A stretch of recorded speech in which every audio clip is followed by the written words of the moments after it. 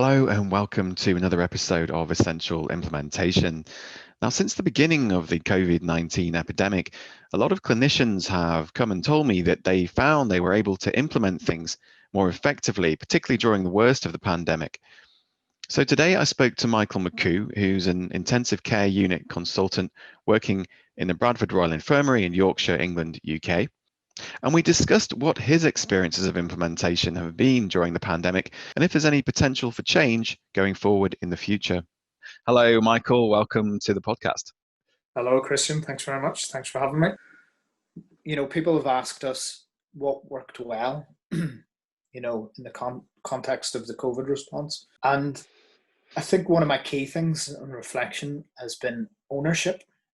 So there are usual lines that you go through to get things done from a management point of view. So we opened up another 16 beds. If we had have wanted to do that within the confines of the normal management structure, the bureaucracy that would have been involved in that would be prohibitive to doing that. But the alliance, the understanding that there was something big going on, allowed us to short circuit that. And it was that we were all able to take ownership and say, well, I'll phone up and the supplier of masks and PPE equipment. That's not my role, but everybody felt that empowerment to go and do that. And that was probably the biggest lesson to me about what can be done, particularly in a short space of time, by people who've got an investment in it and who are giving the reins of ownership back to some degree. So it was a successful outcome. Yeah, hugely. Not without hiccups, not saying that every interaction that took place from that point of view was straightforward or easy or right, but we managed to ramp up our capabilities almost overnight, almost within a couple of days, because there was that empowerment of people on the front line. How come it's not the norm, this way of working?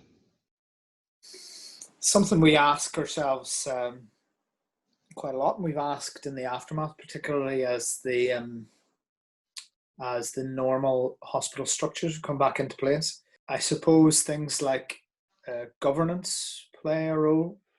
I don't want to use the blanket term of bureaucracy, because I understand that lots of the checks and balances and paperwork and structures are necessary to create an organization that's sustainable, that isn't just an organization that lurches from one situation to another.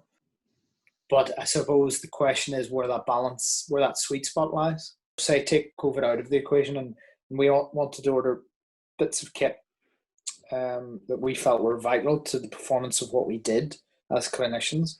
We have to go through a procurement process. We have to put in a business case. That's not my bread and butter. I don't really know how to do it, but yet clinicians are asked to put forward business cases. They go to committees, they get rejigged, they come back to committees, where it's that interface of a need and an organization that has to be solvent, that has to provide care not just in the here and now, but for the next 10, 15, 20, 50 years in a community. I don't think it all comes down to money, but I think that's probably a big factor. Do you think there's some potential then to get closer to that sweet spot? Is there a potential for change? I would love there to be, and I would love some kind of post hoc analysis, but actually we've not objectively analysed the successes and equally those areas that weren't as successful, so we can tease out the themes or the streams or the areas where actually that short circuiting, if you like, of the system really proved beneficial. So we don't have any objective evidence, because there's not been any post hoc analysis. Probably a more nuanced approach in the future would be the way. The system needs management. I personally think perhaps less bureaucracy. I suppose the accusation that can always be thrown at short circuiting the system is, have you spent all your pounds and pennies wisely? And it often in short circuiting systems, the accounting for it, the pounds and pennies isn't as maybe isn't as robust. It felt like everything that was done needed to be done, but feelings don't count when it comes to spreadsheets and making sure that people balance the books. And I understand that absolutely. I don't think that's the reality we live in. But does that actually fulfill the role that it's meant to? And is that assurance necessary in the context of what they're actually trying to do? And those are the kind of some of the questions I would want to know. I think there needs to be probably a little bit of a mind shift change towards, well, implementation, I think, has still old connotations of done on to. So this is going to be implemented, not we are going to implement this. People are being asked to document for assurance purposes, but the hospital is only implementing what it's been told they have to implement.